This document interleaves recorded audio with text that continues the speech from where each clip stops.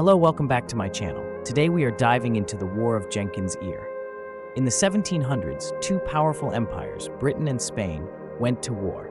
Not over gold, not over land, not even over religion. They went to war over a man's ear. This is the bizarre true story of the War of Jenkins Ear, a war that began with one sailor, one ear, and a whole lot of bad decisions. Our story begins in 1731. A British captain named Robert Jenkins was sailing near the coast of Spanish-controlled Florida when his ship, Rebecca, was boarded by the Spanish Coast Guard. The Spanish were cracking down on smuggling, and tensions with Britain were already high. During the search, the Spanish commander, Julio León Fandino, accused Jenkins of piracy, cut off his ear, and reportedly said, "Go and tell your king that I will do the same to him if he dares do the same." Jenkins survived and brought his severed ear home in a jar of alcohol.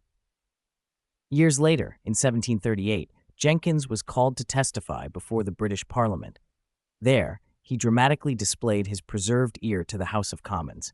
The gesture shocked and enraged British politicians who were already itching for a fight with Spain over trade and colonial rivalries.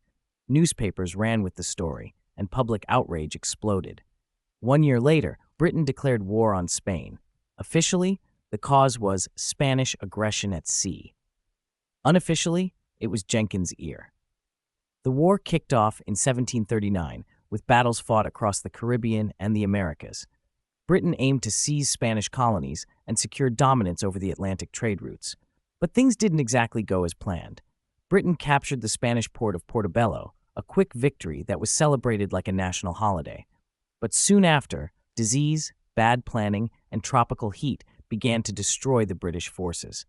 Out of 27,000 troops sent to the Caribbean, over 20,000 died, mostly from yellow fever. As the Ear War dragged on, it got tangled in something much bigger, the War of the Austrian Succession. Soon, nobody even remembered why the fighting had started. Jenkins himself faded from the spotlight. By the time the war ended in 1748, tens of thousands were dead, all because of a single incident that could have been forgotten, if not for one gruesome souvenir.